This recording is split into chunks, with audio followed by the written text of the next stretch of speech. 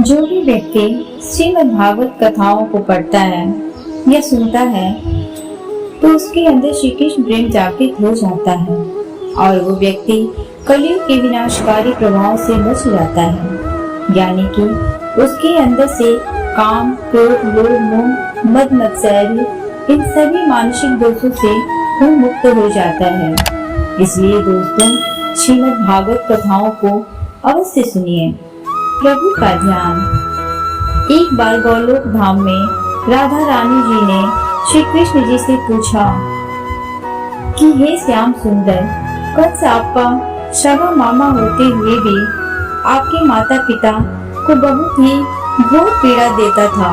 साथ ही आपका और साधु संतों का मजाक भी उड़ाया करता था। अपने किसी न किसी असुर को भेजकर आपको जान से मार देने का प्रयास भी करता रहता था। तो फिर उस महापापी में ऐसे कौन से पुण्य थे कि आपके हाथों से उसे परम मोक्ष प्राप्त हुआ? फिर भगवान श्री कृष्ण ने मुस्कुराते हुए उत्तर दिया कि हे राधे, मेरे सगे मामा कंस जो कुछ भी करते थे या सोचते थे वो सब मेरे ही बारे में ही होता था, चाहे द्वेष, क्रोध या भय के कारण ही क्यों न हो, लेकिन वो निरंतर मेरा स्मरण किया करते थे। इसलिए जो व्यक्ति मेरा निरंतर स्मरण करेगा उसे मैं मोक्ष ही दूंगा, चाहे वो मेरा विरोधी ही क्यों न हो। दोस्तों, इसलिए श्रीमद् भागवत पुराण के अंत में एक बहुत ही महत्वपूर्ण श्लोक भी आता है और वो श्लोक है नाम संकीर्तन यस्य सर्व पाप प्रणाशनम प्रणामो दुख शमनस्तु नमामि हरिपरम। अर्थात हम उन हरि को प्रणाम करते हैं जिनके नाम संकीर्तन से भी सभी प्रकार के पापों का नाश होता है और सारे दुख और कष्ट दूर हो जाते हैं। दोस्तों, कंस तो भगवान श्री कृष्ण से द्वेष रखते थे, लेकिन फिर भी उनको भगवान श्री कृष्ण के द्वारा मुक्ति मिल गई। लेकिन अगर हम भगवान श्री कृष्ण से प्रेम करेंगे और उनकी भक्ति करेंगे तो सोचिए कि हमें क्या नहीं मिल सकता। इसलिए हमें श्री हरि का भक्त बनना चाहिए और उनकी भक्ति करनी चाहिए, क्योंकि वही है जो हमें इस जन्म मृत्यु के कष्ट से मुक्ति दिला सकते हैं और हमारा उद्धार कर सकते हैं। शांति कहाँ मिलेगी? दोस्तों, एक बार भगवान विष्णु सभी जीवों को कुछ न कुछ भेंट कर रहे थे। सभी जीव भेंट को स्वीकार करते हैं और खुशी खुशी अपने निवास स्थान के लिए प्रस्थान करते हैं। जब सभी जीव वहां से चले गए तो माता लक्ष्मी ने भगवान से कहा कि हे नाथ, आपने सभी जीवों को कुछ न कुछ दिया और अपने पास कुछ भी नहीं रखा है, लेकिन एक चीज जो आपने अपने पैरों के नीचे छिपा लिया हुआ है वो क्या है? फिर भगवान ने माता लक्ष्मी जी से कहा कि हे देवी, मेरे पैरों के नीचे शांति है। शांति को मैंने किसी को भी नहीं दिया, क्योंकि सुख सुविधाएं तो सभी के पास हो सकती हैं, लेकिन शांति तो किसी दुर्लभ व्यक्ति के पास ही होगी। यह मैं सबको नहीं दे सकता, क्योंकि जो मेरी प्राप्ति के लिए तत्पर होगा और जिसकी चेष्टाएं मुझ तक पहुंचने की होगी उसी को ही शांति मिलेगी। भगवान श्री हरि की आज्ञा लेकर के शांति ने माता लक्ष्मी जी से कहा कि हे जगत माता, श्री हरि ने मुझे अपने पैरों के नीचे नहीं छिपाया है, बल्कि मैं खुद ही उनके पैरों के नीचे छिप गई हूँ। इसलिए शांति तो श्री हरि के चरणों के नीचे ही जीव को मिलेगी, अन्यथा कहीं नहीं। दोस्तों, व्यक्ति सारी सुख संपत्ति से सुसज्जित हो, लेकिन अगर उसके पास शांति न हो तो उसकी सारी संपत्ति व्यर्थ हो जाती है। इसीलिए स्वयं सुख समृद्धि की जननी माता लक्ष्मी जी भी शांति की प्राप्ति हेतु श्री हरि के चरणों की सेवा हमेशा करती रहती हैं। कथा भक्त प्रहलाद की।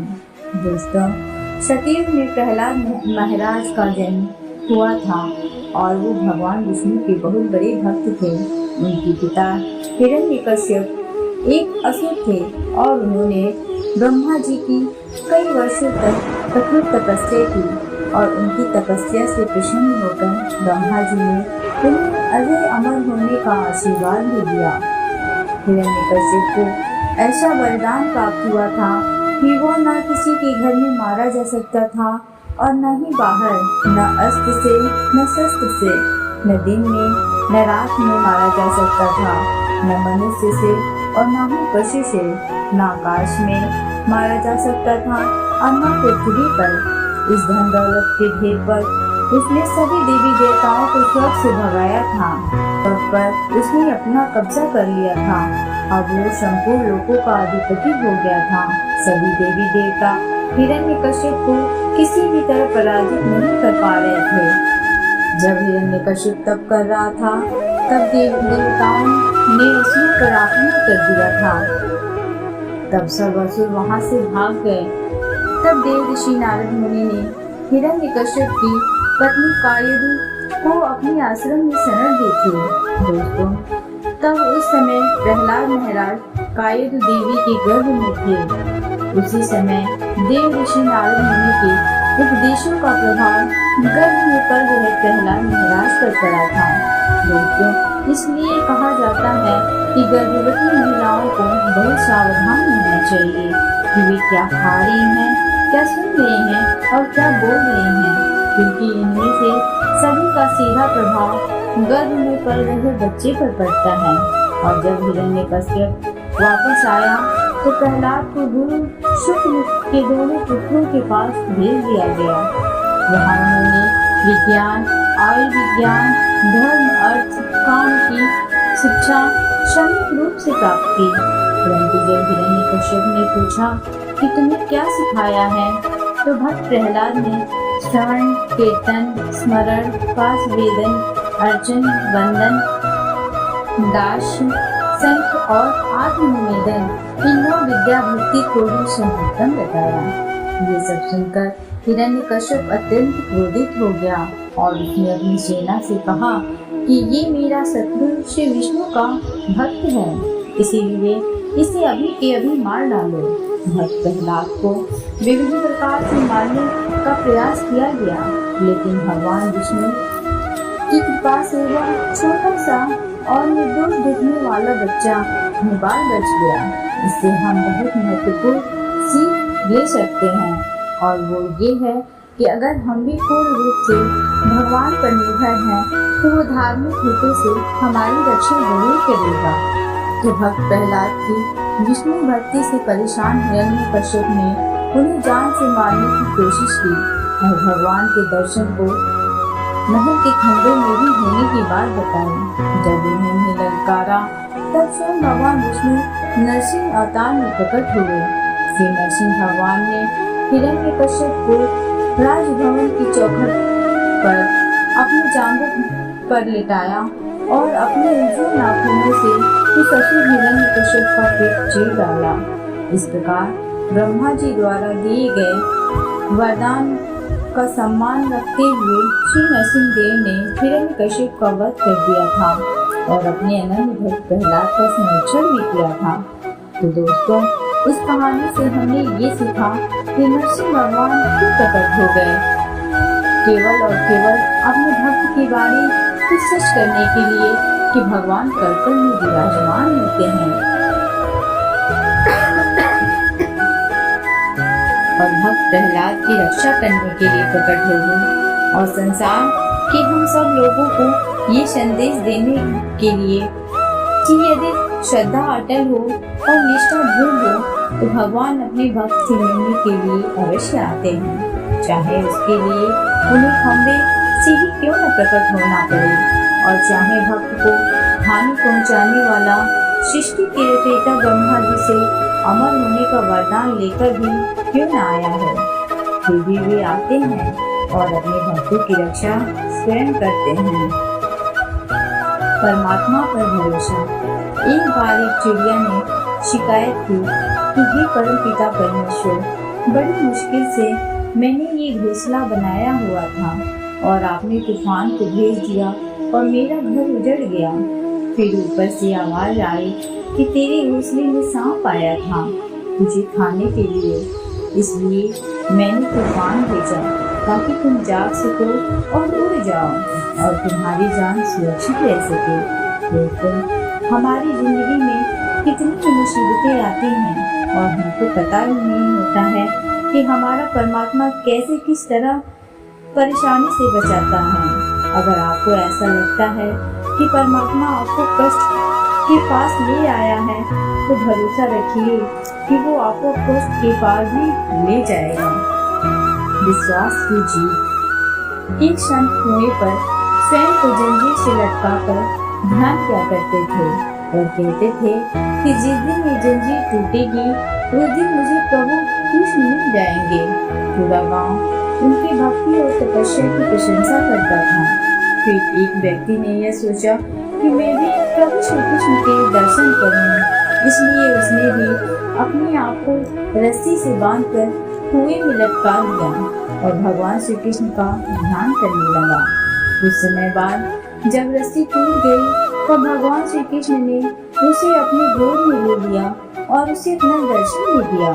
दर्शन करने के बाद उस व्यक्ति ने भगवान श्री कृष्ण से पूछा कि हे श्याम सुंदर, आपने तो मुझे इतनी जल्दी दर्शन दिए जबकि वे महात्मा जी वर्षों से आपकी प्रतीक्षा कर रहे हैं, आपने अभी तक उन्हें अपना दर्शन क्यों नहीं दिया? फिर भगवान श्री कृष्ण मुस्कुराकर बोले कि वो कुएं पर लटकते जरूर हैं लेकिन पैरों को लोहे की जंजीर से बांधकर। उन्हें मुझसे अधिक विश्वास जंजीर पर है, लेकिन तुमने स्वयं से अधिक विश्वास मुझ पर किया, इसलिए मैं आ गया। दोस्तों, इस प्रकार हम सच्चे एवं पूर्ण विश्वास से भगवान को पुकारेंगे तो वे अवश्य आएंगे और हमें अपना दर्शन भी देंगे। सत्संगत का फल। एक भंवरा हर रोज फूल के बाग से गुजरता था। वहाँ से एक गंदा नाला भी गुजरता था और उस गंदे नाले में एक कीड़ा भी रहता था। एक दिन उस भंवरे की नजर उस कीड़े पर पड़ती है और उसने उस नाले के कीड़े से पूछा कि तुम इस गंदी जगह पर क्यों रहते हो? नाले के कीड़े ने जवाब दिया कि यह मेरा घर है। फिर भंवरे ने कीड़े से कहा कि चलो, मैं तुम्हें जन्नत की सैर कराता हूँ, इसलिए तुम मेरे साथ चलो और मुझसे दोस्ती कर लो।